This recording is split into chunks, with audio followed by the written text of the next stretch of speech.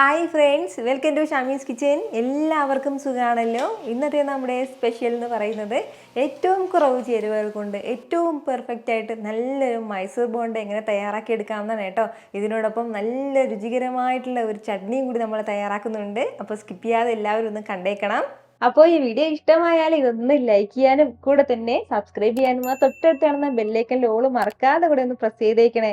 എന്നാൽ ശരി, എന്തെങ്ങനെയാണ് തയ്യാറാക്കുന്നത് വേഗം ഒന്ന് കണ്ടു നോക്കാം. നമ്മുടെ മൈസൂർ ബോണ്ട തയ്യാറാക്കി എടുക്കാനായിട്ട് ആദ്യം നമുക്ക് വേണ്ടത് മൈദാമാവാണ്. ഞാനിപ്പോൾ 1 കപ്പ് നിറയെ തന്നെ മൈദാമാവ് എടുത്തിട്ടുണ്ട്. അത് നമുക്കൊരു ബോളിലേക്ക് ചേർക്കാവുന്നതാണ്. ഈ മൈദാമാവിന് പകരം നമുക്ക് ഗോതമ്പ് പൊടിയിൽ വേണമെന്നുണ്ടെങ്കിൽ ഗോതമ്പ് പൊടിയിലും തയ്യാറാക്കാവുന്നേ ഉള്ളൂ കേട്ടോ.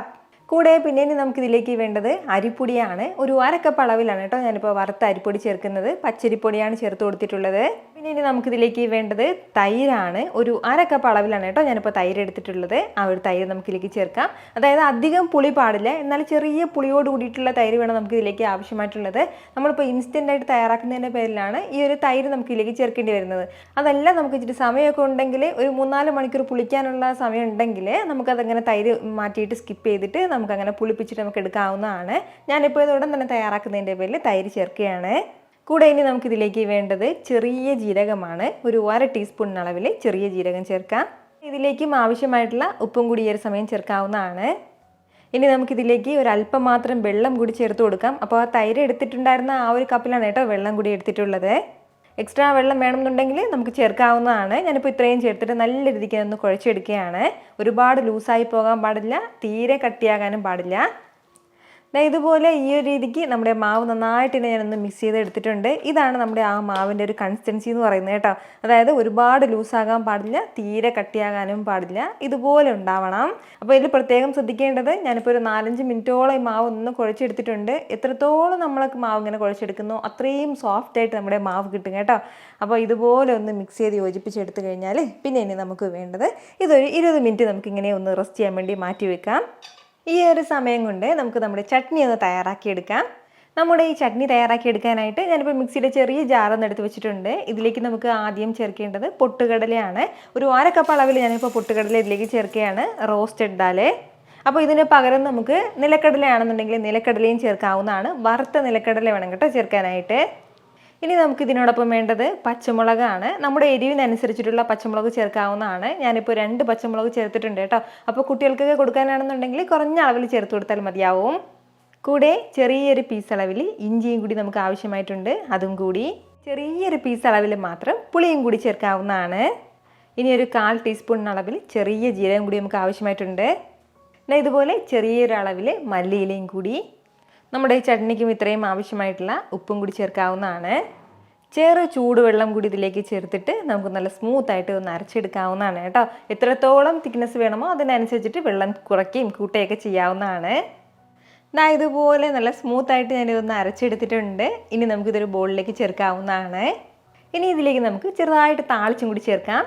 കുറച്ച് വെളിച്ചെണ്ണയിലേക്ക് ഒരല്പം കടുകും കറിവേപ്പിലയും വറ്റൽ മുളകും 2 പിഞ്ച് അളവിൽ കായപ്പൊടിയും കൂടി ചേർത്ത് ഒന്ന് താളിച്ചെടുത്തതാണ്. അപ്പോൾ ഈ ഒരു താളിപ്പും കൂടി ഇതിലേക്ക് ചേർക്കാവുന്നതാണ്.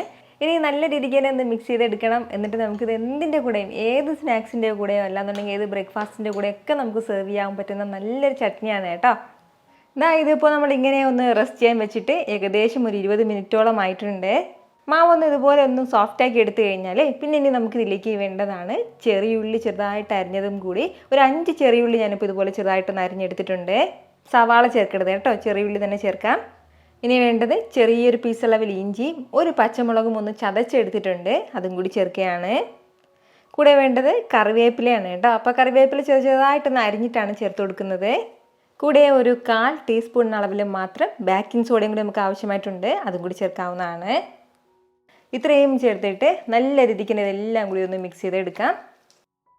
നിങ്ങൾക്ക് ഇത് കാണുമ്പോൾ തന്നെ അറിയാമായിരിക്കുമല്ലോ നമ്മുടെ മാവ് എന്തുമാത്രം സോഫ്റ്റ് ആയിട്ടാണ് വന്നിട്ടുള്ളതെന്ന്. നന്നായിട്ട് തന്നെ ഒരു 2-3 മിനിറ്റും കൂടി നമുക്ക് ഒന്ന് മിക്സ് ചെയ്ത് കൊടുക്കാവുന്നതാണ്. നമ്മൾ എത്രത്തോളം മാവ് മിക്സ് ചെയ്തെടുക്കുന്നു അതിലാണ് കേട്ടോ നമ്മുടെ ഈ മൈസൂർ ബോണ്ട നല്ല സൂപ്പറായിട്ട് നമുക്ക് കിട്ടുന്നത്. നമ്മളിതിലേക്ക് അരിപ്പൊടി ചേർത്തിരിക്കുന്നതിൻ്റെ പേരിൽ നല്ലൊരു ക്രിസ്പിനെസ് ഉണ്ടാവും. ഇതുപോലെ നല്ല രീതിക്ക് തന്നെ ഒരു 2-3 മിനിറ്റ് കൂടി ഞാനൊന്ന് മിക്സ് ചെയ്ത് കൊടുത്തിട്ടുണ്ട്. ഇപ്പോൾ നമ്മുടെ മാവ് നല്ല പെർഫെക്റ്റ് ആയിട്ട് റെഡിയായി കിട്ടിയിട്ടുണ്ട്. അപ്പോൾ ഇതിൻ്റെ ആ ഒരു കൺസിസ്റ്റൻസി എന്ന് പറയുന്നത് ഇങ്ങനെ ആയിരിക്കണം കേട്ടോ. അതായത് നമ്മൾ കയ്യിലേക്ക് ഒരു അല്പം മാവ് എടുത്തിട്ട് ഇതുപോലെ നമ്മൾ എണ്ണയിലേക്ക് ഇടുമ്പോൾ ഈ ഒരു രീതിക്ക് വേണം ഉണ്ടാകാനായിട്ട്. ഓരോ തവണയും നമ്മൾ കയ്യിലേക്ക് മാവ് എടുക്കുമ്പോൾ കൈ ഒരു അല്പം നനച്ചിട്ട് എടുക്കുകയാണെന്നുണ്ടെങ്കിൽ ഇതുപോലെ കയ്യിൽ ഒട്ടിപ്പിടിക്കുന്ന ആ ഒരു ഇത് ഉണ്ടാവില്ല. ഇനി നമുക്ക് വേഗം തന്നെ ഒന്ന് പൊരിച്ചെടുക്കാവുന്നതാണ്.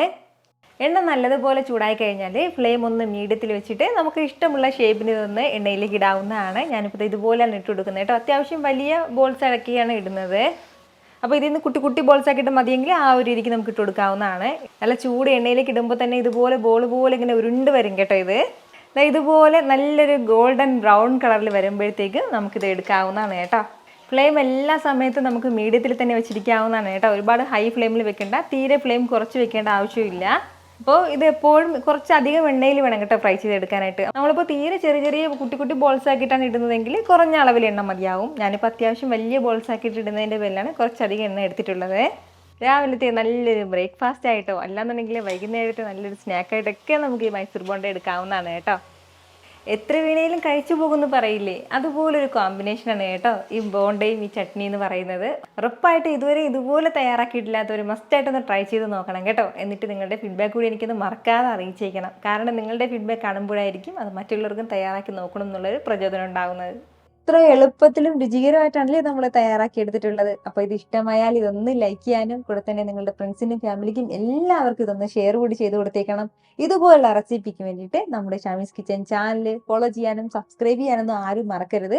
വീണ്ടും നല്ലൊരു ഷാർ വീഡിയോ ആയിട്ട് നാളെ കാണാം. അതുവരേക്കും എല്ലാവരും ഹാപ്പി ആയിട്ടിരിക്കുക, സന്തോഷമായിട്ടിരിക്കുക, എല്ലാവരും സേഫ് ആയിട്ടിരിക്കണം. Take care friends. ടാറ്റാ.